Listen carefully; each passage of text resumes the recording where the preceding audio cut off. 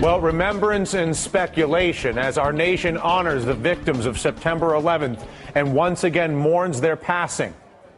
New questions emerging about who we really can trust. Good Monday afternoon to you. I am Dylan Ratigan in New York, and today the Ground Zero Memorial officially opened to the public. Tonight, Congress will gather on the steps of the Capitol, just as they did after the attacks. And while the psychological scars do remain, so too do questions, too many and too abundant, about the actions of our own government both before and after the attacks. You and I both know there has been a lot of conspiracy talk about 9/11 over the past decade. But there is one theory that has hard evidence to back it up. It involves the Saudi royal family. A unrelated Saudi family connected to it, a quick getaway, a secret investigation that no one, not Congress, not the 9/11 Commission, no one knew about, was never introduced into the research field until now.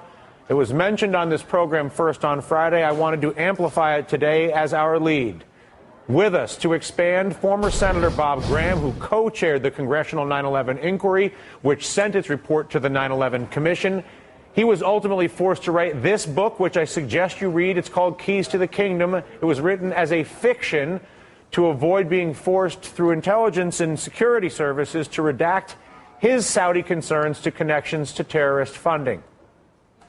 Rejoining us from Friday, the man who broke the story of the never-reported Saudi family in Florida tied to the terrorists, Anthony Summers. His recently published book, The 11th Day.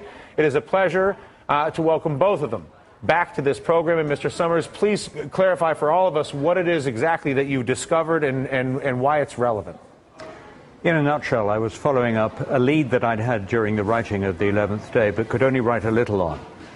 After the book was published last week, I got to Florida and I located the counterterrorism agent who explained to me that there was a major investigation that involved very much the FBI, which has been completely concealed. The investigation concerned a Saudi couple who lived in a gated community near Sarasota, who left on August the 30th, just 2 weeks before 9/11, leaving their house as if they'd just gone out to get the groceries or to go to a movie. They'd completely abandoned it, leaving a newly bought PT Cruiser in the drive, cars in the drive. What is the relevancy, though, of a given Saudi family's being at home or not?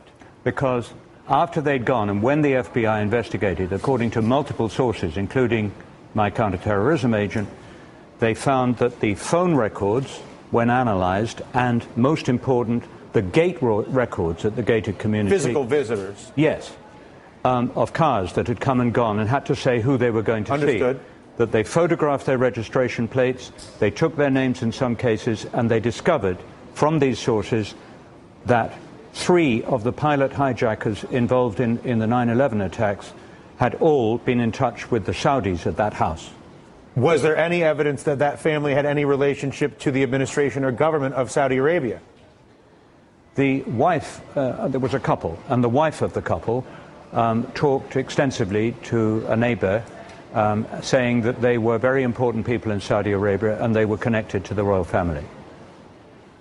Congressman Graham, the information that we just heard, there's another family, I understand, in California that has had an association with the terrorists themselves. This information about Saudi families in America was not included or revealed to you at the time of your inquiry. Is that correct?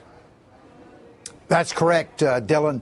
Actually, in San Diego, there was a man and a circle of his friends. The man was described by the FBI as being a Saudi agent. His purpose in San Diego was to monitor Saudi students to assure that they weren't plotting to overthrow the monarchy. But in January of 2000, he got a second assignment, which was to provide protection for 2 Saudis who had just entered the country. He was encouraged to invite them to come to San Diego. They did. He provided them money, a place to live, flight lessons, and an infrastructure of Muslims in San Diego to give them protection and anonymity. These two individuals were on the plane that flew into the Pentagon. The two individuals in California that were the host family in California perished on the Pentagon airplane, is that correct? No, the two Saudis who had entered the country. But where are the family? But where are the families? And then well, that's similar to the situation in Sarasota. Shortly before September the 11th, the agent, whose name is Omar Bayoumi, and his family left San Diego and went to Birmingham, England, where he was allegedly going to be a student. They stayed there for a few weeks and then left and went back to Saudi Arabia. But was any of the information at the time of the 9/11 inquiry that you ran, or that you co-chaired, excuse me, or the 9/11 Commission, which then took the input from your inquiry, then was drafted through the White House under President George W. Bush, that was published, did either of those documents, the research document that you co-chaired or the published document that resulted from that research after editing, include references or interviews with either of the Saudi families in question that were clearly associated with the terrorists? As to Sarasota, no. As to San Diego, yes, but not because the FBI gave us the information.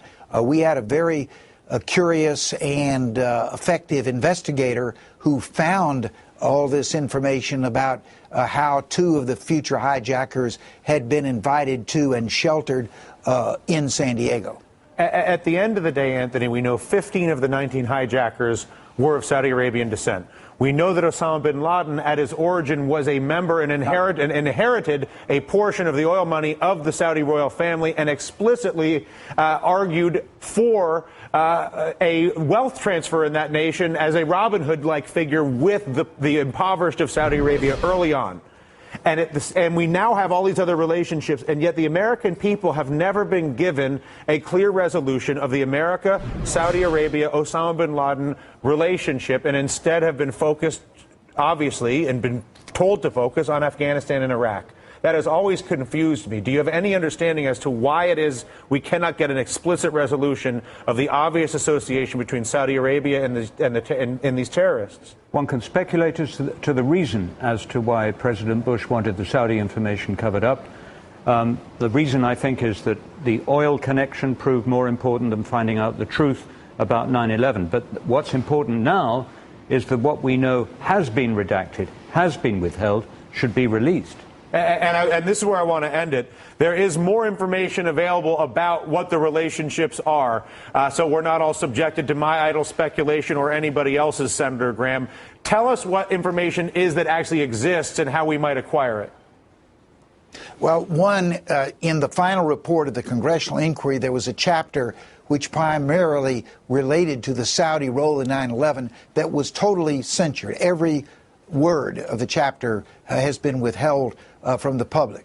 Some of the other questions that we ought to be asking is, if we know that the Saudis who lived in San Diego and now apparently in Sarasota received substantial assistance, what about the Saudis who lived in Phoenix, Arizona, or Arlington, Virginia, or Patterson, New Jersey, or Delray Beach, Florida, which were other major sites of extended hijacker residence? What was happening in those places? And you're saying you believe that the information exists in either redacted FBI documents or censored documents to answer those questions? Yes, I believe that these are questions for which there are definitive answers, but the American people and largely their elected representatives have been denied that information. And who has the power to release that information, and what can an average citizen do to encourage the increased visibility that we might all benefit from? The President of the United States, and I have called his terrorism advisor, laid out what we now know as to what occurred in Sarasota, and urged him to pursue an investigation of these matters, both in Sarasota and elsewhere where there are unanswered questions, and then hopefully release that information to the American people. Well, you have my assurance, both of you, that I'll maintain my attention and my flashlight, my spotlight on this subject. I hope that both of you will keep me apprised of the progress, and please let us know if there's anything we can do journalistically to rattle the government cage, as it were, to see if we can get a little more information off the tree to see what we're actually dealing with. Congratulations to you on the reporting, Anthony, and the book. And Senator Graham, thank you so much for continuing to be such a vigilant and focused voice on this critical American issue. Thank you, sir.